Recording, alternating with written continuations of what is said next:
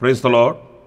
ప్రభు అయిన యేసుక్రీస్తు నామంలో మీ అందరికీ మా హోసనా మినిస్ట్రీస్ తరపున హృదయపూర్వకమైన వందనాలు తెలియపరుస్తున్నాను. ప్రభు మిమ్మల్ని దీవించి ఆశీర్వదించునుగాక.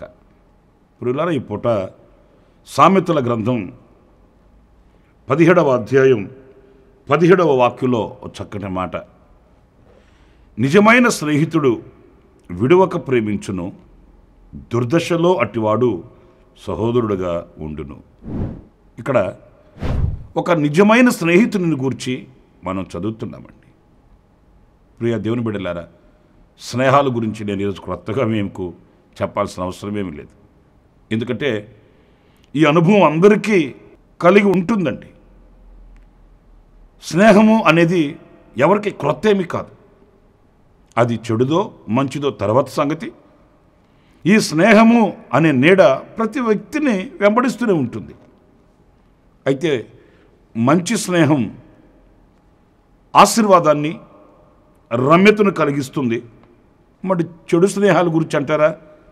నేను చెప్పేదేముంది, మీ కళ్ళారా మీరు చూస్తున్నారు, ఎన్నో కార్యక్రమాలు మీరు వివేచించగలుగుతున్నారు. అయితే ఇక్కడ నిజమైన స్నేహితుడు అంటే ప్రతిఫల అపేక్ష కోరినవాడుగా కాకుండా, దుర్బుద్ధితో కూడినవాడు కాకుండా, లేక ఈర్ష్య కక్ష ఇలాంటివి గుండెల్లో పెట్టుకొని పైకి స్నేహభావాన్ని కనపరిచే వ్యక్తులు కాకుండా ఒక నిజమైన స్నేహితుడు. పిల్లరా, నిజమైన స్నేహితుడు అంటే నిజము కాని స్నేహం కూడా ఉన్నట్టే కదా. అందుకని ఇంత వివరణ చెప్తున్నానండి.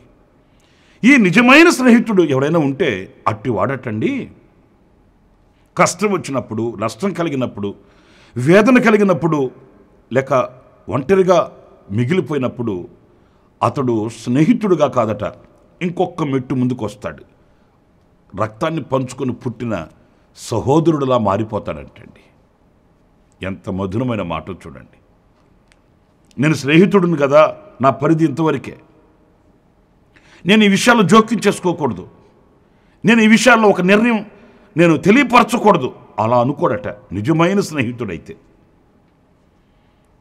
తన స్నేహితునికి అపాయం వచ్చిందని తెలియగానే, తన స్నేహితుడు దుర్దశలో ఉన్నాడని తెలియగానే అతడు ఆ స్నేహితుడు అనే స్థానాన్ని అధిగమించి ఇంకొక మెట్టు ముందుకు వచ్చి తన రక్త బంధము వలె అతడు మారిపోతాడంటండి. ఇది నిజమైన స్నేహితునిలో ఉన్న లక్షణం. కానీ ఈ రోజున లోకంలో కనబడుతున్న అనుభవాలు ఎలా ఉన్నాయి? మన చేతిలో డబ్బు ఉంటే, మన ఒంటికి ఆరోగ్యం ఉంటే, ముఖానికి అందం ఉంటే నలుగురు మనతో కూడా మరి ఒక గుంపుగా వస్తారండి. అలా కాకుండా కాలు కీలు కుంటుబడి కుంకి మంచం మీద మూలిగే రోజులు వచ్చాయి అనుకోండి, మరి మనతో నిలిచే వ్యక్తులు ఎంతమంది ఉంటారంటారు? ఎంతమంది ఆప్తులైన వాళ్ళు మనకు ఆదరణ కలుగు చేస్తారంటారు? లేదండి. నా ప్రియ సహోదరులు ఆలకించండి. ఆ నిజమైన స్నేహంలో ఉన్న మాధుర్యం ఈరోజు మీరు ఎంతవరకు అనుభవిస్తున్నారో మీరు ప్రశ్న వేసుకోండి. మీతో స్నేహం చేసేవాళ్ళు వీళ్ళు మంచివాళ్ళు, వాళ్ళు మంచివాళ్ళు, వీళ్ళు చెడ్డవాళ్ళు, వాళ్ళు చెడ్డవాళ్ళు అని చెప్పట్లేదు నేను. కానీ నీ స్నేహ బంధంలో ఎంత మాధుర్యాన్ని అనుభవిస్తున్నా, ఎంత లోతైన ఆనందాన్ని, లోతైన సంతోషాన్ని, శాశ్వతమైన ఆనందాన్ని అనుభవిస్తున్నావు అనేది ఎవరికి వాళ్ళు ప్రశ్న వేసుకుంటే తేలిపోతుందండి. గనుక నిజమైన ఆ స్నేహాన్ని మనం ఏరుకోరుకోవాలి, మనం వెంబడించాలి. అది దుర్దశలో, మనకు కలిగిన కష్టంలో, మనకు కలిగే ఆవేదనలలో, మనకు వచ్చే ఇరుకు ఇబ్బందుల్లో మనకు ఆదరణగాను, ఆనందంగాను, సంతోషంగాను, సమాధానంగాను ఇంకా మన రక్తాన్ని పంచుకొని పుట్టిన సహోదర ప్రేమను పంచుతుంది ఆ నిజ స్నేహం. కనుక ఆ అనుభవాన్ని మనం పరిశీలించి వాటి కొరకై మనం ఆశించాలి. ఇంకొక మాట పరిశుద్ధ గ్రంథంలో మనం చదివితే యోహాను సువార్త 1వ అధ్యాయం 9వ వాక్యంలో మనం గమనించినప్పుడు అక్కడ ఏముందంటే, నిజమైన వెలుగుండెను, అది లోకంలోనికి వచ్చుచు ప్రతి మనుషుని వెలిగించుచున్నది. ఇక్కడ నిజమైన వెలుగు, నేను చెప్పాను కదండి, నిజమైన వెలుగు అంటే నిజము కాని వెలుగు కూడా ఉంటుంది. ఈ రోజున కొత్తగా నేను చెప్పాల్సిన అవసరం లేదు. ఏదో ఒకటి ఒరిజినల్ ఉందంటే ఒరిజినల్ ముందుకు రాకమునిపే డూప్లికేట్ రిలీజ్ అయిపోద్ది ముందు.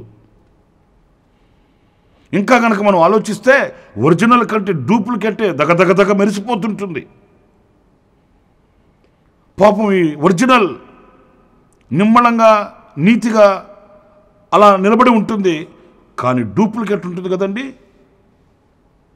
నిజమైన దాన్ని దాటుకొని వెళ్ళి ప్రకాశంగా కనిపిస్తుంటుంది. కానీ బాధాకరమైన విషయం ఏంటంటే ఆ ప్రకాశమానంగా కనిపించేది ఎక్కువ కాలం ఉండదండి. 4 రోజులు గడవగానే రంగు పోతుంది, లేకపోతే ఊడిపోతుంది, లేకపోతే దాటిపోతుంది. నిజం ఎప్పుడు కూడా తొందరపడదండి. అలాగే ఇక్కడ చూడండి, నిజమైన వెలుగుండెను, అది లోకంలోనికి వచ్చుచు ప్రతి మనిషిని వెలిగించుచున్నదట. స్తోత్రం కలుగునుగాక. అంటే కొన్ని దీపాలు వెలిగించిన తర్వాత అది ఆరిపోదు. అది నిజమైన వెలుగు గనుక, సత్యమైన వెలుగు గనుక, శాశ్వతమైన వెలుగు గనుక ప్రతి మనుషుని అది వెలిగిస్తుందంటండి. నా ప్రియమైన దేవుని బిడ్డలారా, ఆ వెలుగే మన ప్రభు అయిన యేసుక్రీస్తు. ఆయన లోకానికి దిగివచ్చి ప్రతి మనుషుని ఆయన వెలిగిస్తున్నాడు.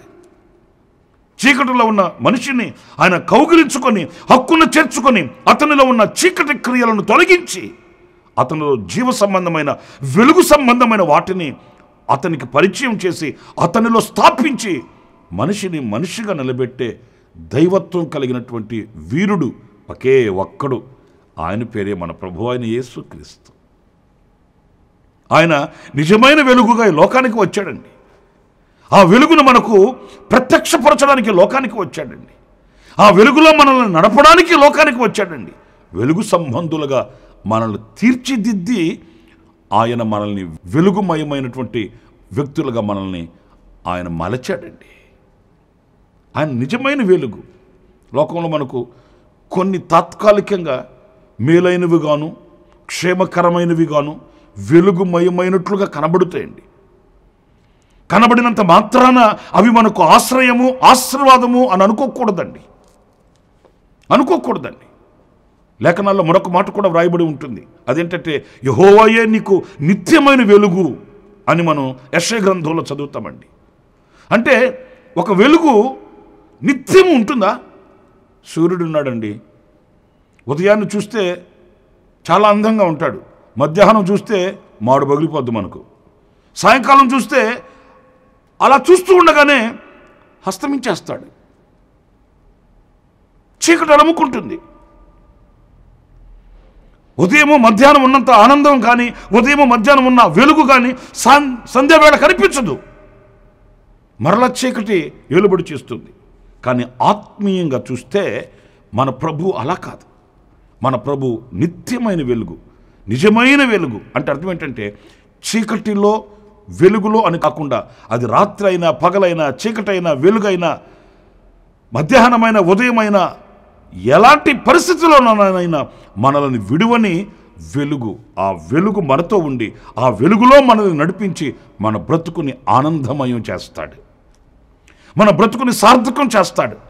మన బ్రతుకులో ఎప్పుడు అడుగులు తడబడకుండానట్లుగా వెలుగుమయమైనటువంటి మార్గాల్లో విజయపదంలో ప్రభు మనల్ని నడిపిస్తాడు. మరి రోజున ఈ నిజమైన వెలుగును ఆశ్రయిస్తున్నామా, లేక తాత్కాలికమైన లోకంలో కనబడే వాటిని ఆశ్రయిస్తున్నామా అనేది మనం ప్రశ్న వేసుకోవాలి.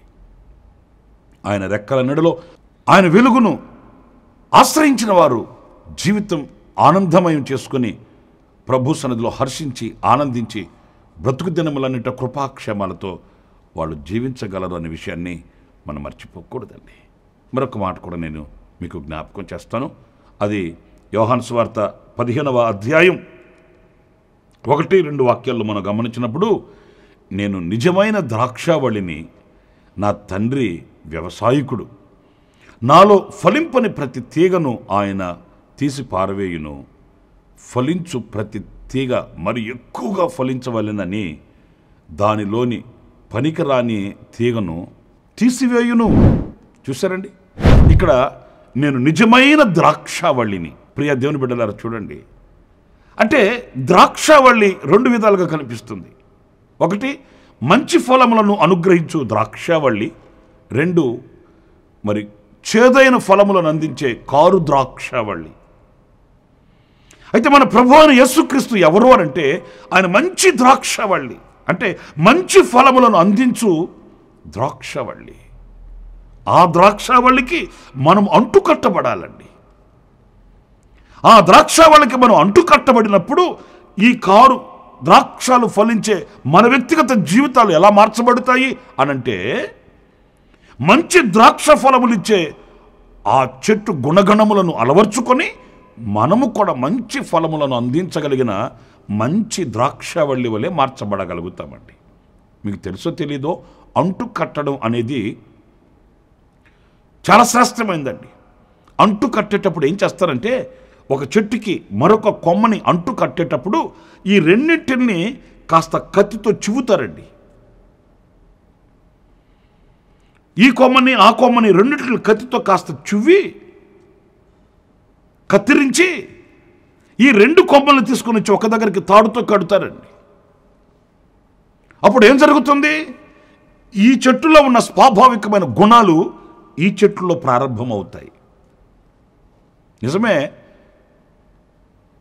మన వ్యక్తిగత బ్రతుకుల్ని, ఇదిగో ఈ నిజమైన ద్రాక్షావళి ఉందే, మంచి ఫలములనిచ్చే ద్రాక్షావళి, ఆ ద్రాక్షావళితో అంటుకట్టబట్టి, నా ప్రియ సహోదరులారా, ఈ రోజున మనం పవిత్రమైన మాట మాట్లాడగలుగుతున్నాం, పరిశుద్ధమైన నడవడిని అలవర్చుకున్నాము, మంచి ఆలోచనలు తలంచగలుగుతున్నాము. ఈ రోజున 10 మందికి పవిత్రతను గురించి, పరిశుద్ధతను గురించి 4 మాటలు చెప్పగలుగుతున్నాము. ఎందుకని? మనం ఆ నిజమైన ద్రాక్షావళితో అంటుకట్టబడినందుచేత అనే విషయాన్ని మనం మర్చిపోకూడదు. ఒకవేళ ఇంకా నీవు చేదు అనుభవాలలో ఉన్నావు అనంటే ఆ నిజ ద్రాక్షావళితో అంటుకట్టబడలేదని అర్థం.